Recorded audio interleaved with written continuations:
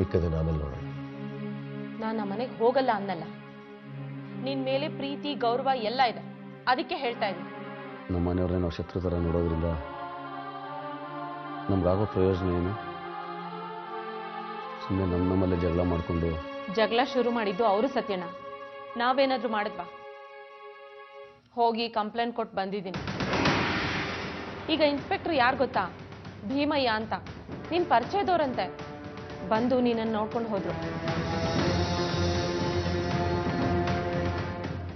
ಅವ್ರಿಗೂ ತುಂಬಾ ಸಿಟ್ಟು ಬಂದಿದೆ. ಯಾವ ಕಾರಣಕ್ಕೂ ಈ ಕೇಸ್ನ ಬಿಡಲ್ಲ ಅಂತ ಹೇಳಿದ್ದಾರೆ. ಎಂತ ಕೆಲಸ ಮಾಡ್ಬಿಟ್ಟಿಯ ನೀನು? ಯಾರನ್ನ ಕೇಳಿ ಕಂಪ್ಲೇಂಟ್ ಕೊಟ್ಟೆ ನೀನು? ನ್ಯಾಯ ಪಡೆಯೋಕೆ ಯಾರನ್ನ ಯಾಕಣ್ಣ ಕೇಳಬೇಕು? ಮನೆ ಜಗಳನ ಬೀದಿಗೆ ತರಬಾರ್ದು. ನನ್ನ ಮಾತು ಸ್ವಲ್ಪ ಅರ್ಥ ಮಾಡ್ಕೊ. ನೀನು ಹೀಗೆ ಹೇಳ್ತಿ ಅಂತ ನನಗೆ ತುಂಬಾ ಚೆನ್ನಾಗಿ ಗೊತ್ತಿತ್ತು. ಅದಕ್ಕೆ ನಾನೇ ಹೋಗಿ ಕಂಪ್ಲೇಂಟ್ ಕೊಟ್ಟು ಬಂದೆ.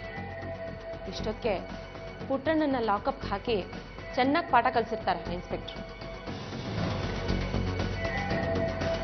ಅಲ್ವೇ, ಇಷ್ಟು ದಿನ ಅವನ ಜೊತೆ ಸುತ್ತಾಡಿದವಳು ನೀನು. ಈಗ ಅವನು ಒಳ್ಳೆಯವನ ಕೆಟ್ಟವನ ಅಂತ ನನ್ನನ್ನು ಕೇಳಿದ್ರೆ ನಾನೇನೇ ಹೇಳಿ? ನಿನಗೇನನ್ನಿಸ್ತು?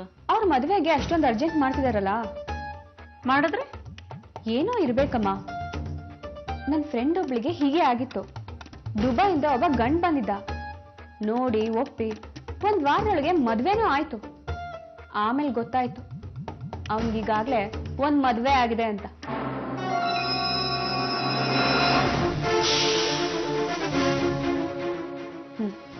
ಕಟ್ಕೊಂಡ್ಮೇಲೆ ಏನ್ ಮಾಡಕ್ಕಾಗತ್ ಹೇಳು? ನೀನೇ ಹೇಳಮ್ಮ. ಮೊದ್ಲೇ ವಿಚಾರಿಸೋದು ಒಳ್ಳೇದೇ ಅಲ್ವಾ?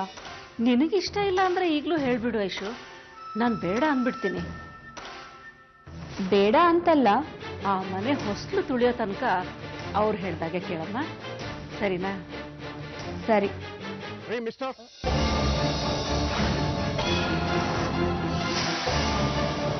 ಸ್ಟೇಷನ್ಗೆ ಬನ್ನಿ ಅಂತ ನಮ್ಮ ಕಾನ್ಸ್ಟೇಬಲ್ ಹೇಳಿದ್ನೋ ಇಲ್ವೋ?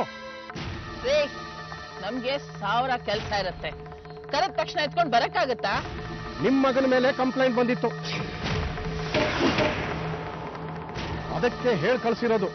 ಹ್ಯಾಕ್ ಕರ್ಕೊಂಡು ಹೋಗ್ತೀರಾ? ಯಾರು ಕೊಟ್ಟಿದ್ದಾರೆ ಕಂಪ್ಲೇಂಟು? ರೀ ಮಂಜೇಶ್, ಸ್ಟೇಷನ್ಗೆ ಫೋನ್ ಮಾಡಿ ಇಬ್ರು ಲೇಡಿ ಪಿಸಿ ಬರೋದು ಕೇಳ್ರಿ, ಇಬ್ಬರನ್ನು ಕರ್ಕೊಂಡು ಹೋಗೋಣ. ಸರ್ ಅದೆಲ್ಲ ಏನು ಬೇಡ ಸರ್.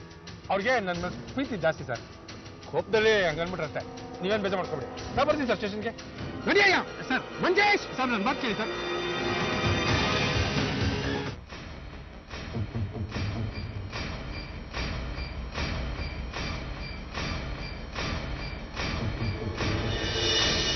ಪುಟ್ಟಣ್ಣನ ಎಲ್ಲಿ ಕರ್ಕೊಂಡು ಹೋಗ್ತಿದ್ದೀರಿ?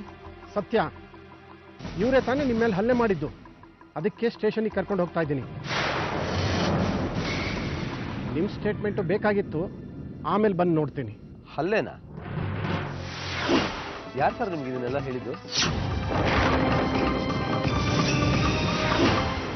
ನಿಮ್ಗೆ ಯಾರೋ ಸುಳ್ಳು ಸುದ್ದಿ ಕೊಟ್ಟಿದ್ದಾರೆ. ನಮ್ಮ ಮಧ್ಯೆ ಅಂಥದ್ದೇನು ನಡೆದೇ ಇಲ್ಲ. ಸತ್ಯ, ಚೆನ್ನಾಗಿ ಸುಳ್ಳು ಹೇಳ್ತೀರಾ. ನಾನು ಯಾಕೆ ಸರ್ ಸುಳ್ಳು ಹೇಳಿ? ಏನು ನಡೀತೋ ಅದನ್ನೇ ಹೇಳ್ತಿದ್ದೀನಿ. ನೀವು ಸುಳ್ಳು ಹೇಳ್ತಾ ಇದ್ದೀರಾ ಅಂತ ನನಗೆ ಗೊತ್ತು. ಇವ್ರು ತುಂಬಾ ಒಳ್ಳೆ ಜನ ಅಂದ್ಕೊಂಡಿದ್ದೀರಾ ನೀವು. ನಿಮ್ ತ್ಯಾಗಕ್ಕೆ ಕರಗೋ ಜನ ಅಲ್ಲ ಇವರು. ಸರಿ, ನಾನು ಬರ್ತೇನೆ ಸತ್ಯ.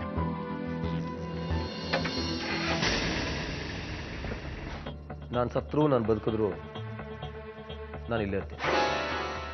ಯಾಕೆಂದ್ರೆ ನಾನು ಈ ಮನೆಯವರು. ವೇಳೆ ನೀವೇ ನನ್ನನ್ನು ಮನೆಯಿಂದ ಹೊರಗಾಕಿದ್ರು ನಾನು ಇಲ್ಲಿಂದ ಹೋಗಲ್ಲ. ನಮ್ಮಪ್ಪ ಸಾಯೋವಾಗ ಅವ್ರ ಜೊತೆ ಇದ್ದಿದ್ದು ದೊಡ್ಡಪ್ಪ. ಸಾಯೋದಕ್ಕೆ ಮುಂಚೆ ನಮ್ಮಪ್ಪ ದೊಡ್ಡಪ್ಪನ ಹತ್ರ ಒಂದು ಮಾತು ತಗೊಂಡಿದ್ರು. ಯಾವುದೇ ಕಾರಣಕ್ಕೂ ತುಂಬಿರೋ ಈ ಕುಟುಂಬ ಒಡಿಬಾರ್ದು ಅಂತ. ಇಷ್ಟರ ಮೇಲೂ ನಾನು ಇಲ್ಲಿಂದ ಹೋಗಲೇಬೇಕು ಅಂತ ನಿರ್ಧಾರ ಮಾಡಿದ್ರೆ ಅದನ್ನು ತಡೆಯೋದಕ್ಕೆ ಯಾರಿಗೂ ಸಾಧ್ಯ ಇಲ್ಲ.